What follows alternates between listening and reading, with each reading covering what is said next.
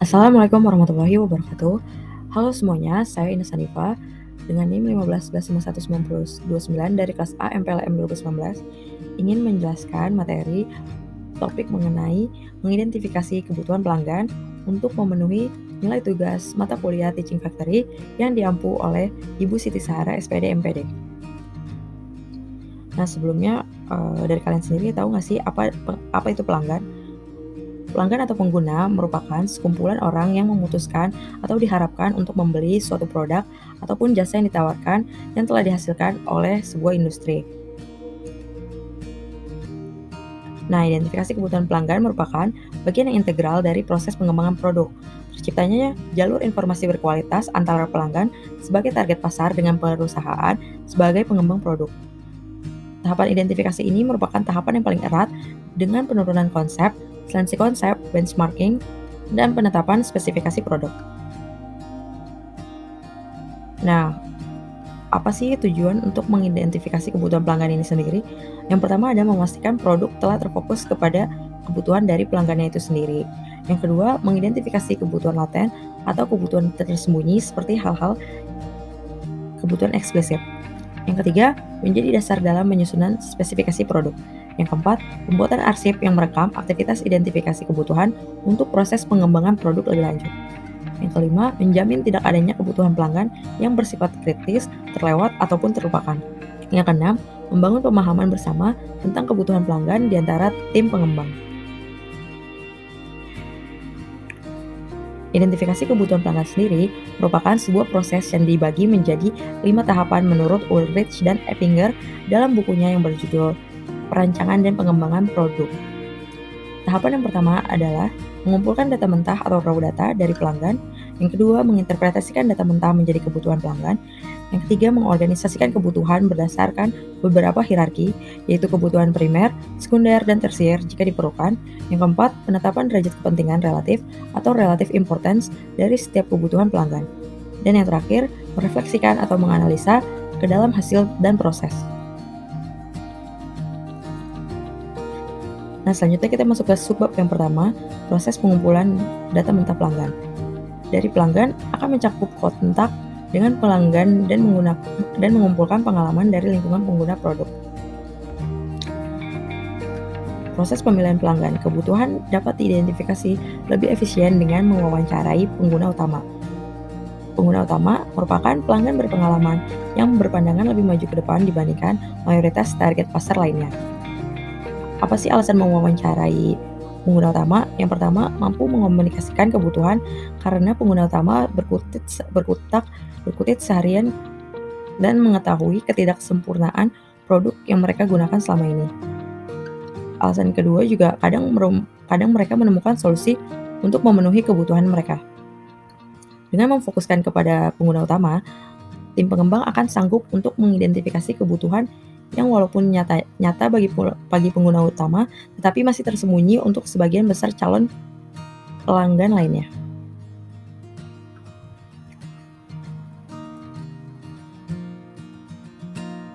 Sebelum dilakukan pengumpulan data, harus terlebih dahulu membuat matriks seleksi pelanggan untuk memilih pelanggan yang akan digali kebutuhannya dan mempunyai pengalaman akan penggunaan produk tersebut.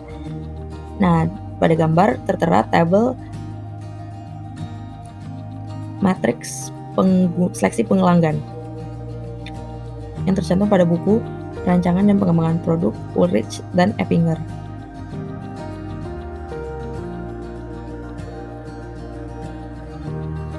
Selanjutnya proses dokumentasi pengumpulan data kebutuhan pelanggan. Metode pengumpulan data pelanggan dengan menggunakan filosofi menciptakan jalur informasi yang berkualitas dari pelanggan. Terdapat beberapa metode pengumpulan data dari pelanggan. Metode-metode tersebut adalah, yang pertama, ada metode wawancara atau interview, yang terdiri dari satu atau lebih anggota tim pengembang diskusi tentang kebutuhan pelanggan. Biasanya dilakukan pada lingkungan pelanggan, lebih kurang prosesnya berkisar 1-2 jam. Yang kedua ada diskusi terarah atau Focus Group Discussion atau FGD. Moderator memfasilitasi diskusi kelompok yang disebut kelompok fokus. Moderator ini terdiri dari peneliti pemasaran yang profesional atau anggota tim pengembangan produk. Biasanya terdiri dari 8 sampai 12 pelanggan dan pelaksanaannya selama kurang lebih 2 jam. Selanjutnya, observasi produk pada saat digunakan, yakni mengamati pelanggan menggunakan produk sesuai tujuan produk tersebut diciptakan. Observasi ini juga memungkinkan tim pengembang mengetahui pengalaman pelanggan dalam menggunakan produk karena terlihat ekspresi pelanggan seperti puas atau tidak puasnya akan diketahui secara langsung. Selanjutnya ada survei tertulis atau penyebaran kuesioner. Sebenarnya fase ini tidak direkomendasikan pada tahap awal identifikasi kebutuhan pelanggan karena tidak menangkap kebutuhan konsumen yang tersembunyi.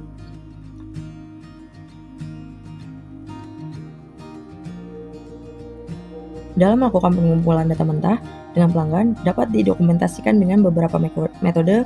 Yang pertama ada rekaman suara atau audio recording. Yang kedua bisa melakukan pencatatan, baik manual maupun dari HP. Yang ketiga ada rekaman video. Dan yang keempat berupa foto. Nah, selanjutnya ke subbab proses menginterpretasikan data mentah menjadi kebutuhan pelanggan. Kebutuhan pelanggan diekspresikan sebagai pernyataan tertulis dan merupakan hasil interpretasi kebutuhan yang merupakan data mentah yang diperoleh melalui setiap pernyataan atau hasil saat observasi.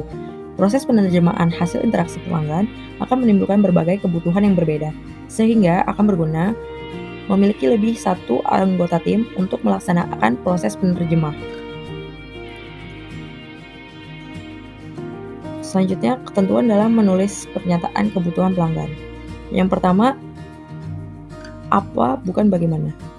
Mengekspresikan kebutuhan ke dalam pernyataan apa yang harus dilakukan produk, bukan ke dalam pernyataan bagaimana produk harus melakukan. Yang kedua, spesifik. Nah, spesifik ini mengekspresikan kebutuhan sespesifik mungkin dengan data mentah yang ada.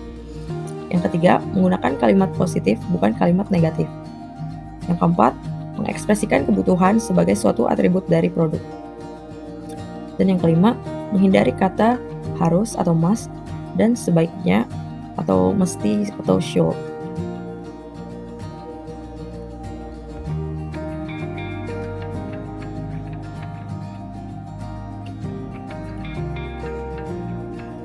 Selanjutnya masuk ke subbab yang ketiga, proses mengorganisasikan kebutuhan menjadi hierarki. Prosedur mengorganisasikan kebutuhan menjadi daftar hierarki merupakan proses yang intuitif. Tahapan-tahapan prosedur untuk mengelompokkan kebutuhan menjadi hierarki. Yang pertama, menuliskan setiap pernyataan kebutuhan pada kartu-kartu atau secari kertas yang terpisah. Yang kedua, eliminasi pernyataan kebutuhan yang sama atau tidak dibutuhkan. Yang ketiga, kelompokkan kartu-kartu berdasarkan kesamaan kebutuhan yang diekspresikan. Yang keempat, pemberian nama, label, ataupun heading untuk setiap kelompok. Yang kelima, pertimbangkan untuk mengelompokkan grup yang dihasilkan menjadi grup lebih besar. Yang keenam, periksa dan edit kembali pernyataan kebutuhan yang telah disusun. Tujuan dari mengorganisasikan kebutuhan menjadi hierarki adalah untuk membagi daftar kebutuhan menjadi kebutuhan primer, sekunder, dan tersier. Kebutuhan primer adalah kebutuhan yang paling umum sifatnya, sementara kebutuhan sekunder dan tersier diekspresikan secara lebih terperinci. Selanjutnya masuk ke subbab yang keempat, proses penetapan kepentingan relatif setiap kebutuhan. Daftar hierarki saja tidak memberikan informasi mengenai tingkat kepentingan relatif yang dirasakan pelanggan terhadap kebutuhan yang berbeda-beda. Sementara itu, tim pengembang harus membuat prioritas pilihan dan mengalokasikan sumber daya dalam mendesain produk. Proses identifikasi kebutuhan pelanggan adalah menetapkan tingkat kepentingan relatif kebutuhan. Penetapan kepentingan relatif dapat dilakukan melalui dua pendekatan. Yang pertama, pendekatannya itu bersandar kepada konsensus anggota tim berdasarkan pada pengalaman dan interaksi mereka selama ini dengan para pelanggan. Yang kedua, pendekatannya berdasarkan penilaian kepentingan yang diperoleh dari survei lanjutan terhadap pelanggan.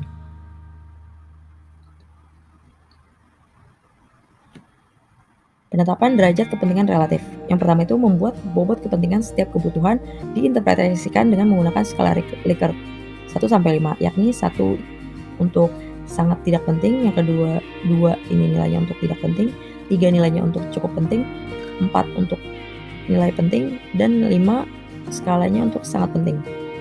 Yang kedua, pelanggan yang disurvei harus sudah diidentifikasi. Dan yang ketiga, jumlah pertanyaan jangan terlalu banyak. Umumnya pelanggan ini masih mau menjawab pertanyaan jika pertanyaannya tidak lebih dari 50. Dan kita masuk ke subbab yang terakhir, yaitu proses merefleksikan hasil kebutuhan pelanggan. Langkah terakhir pada metode identifikasi kebutuhan pelanggan adalah menguji hasil dan meyakinkan bahwa hasil tersebut konsisten dengan pengetahuan dan intuisi yang telah dikembangkan melalui interaksi yang cukup lama dengan pelanggan. Walaupun proses identifikasi kebutuhan pelanggan merupakan suatu metode yang terstruktur, metode tersebut bukanlah ilmu yang pasti.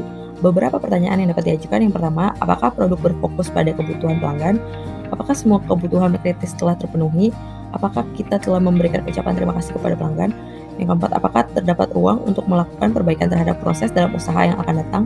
Yang kelima, apakah seluruh tim mengerti akan kebutuhan pelanggan?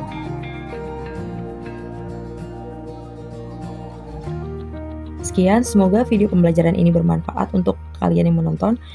Kurang lebihnya mohon maaf. Sampai berjumpa di lain kesempatan. Wassalamualaikum warahmatullahi wabarakatuh.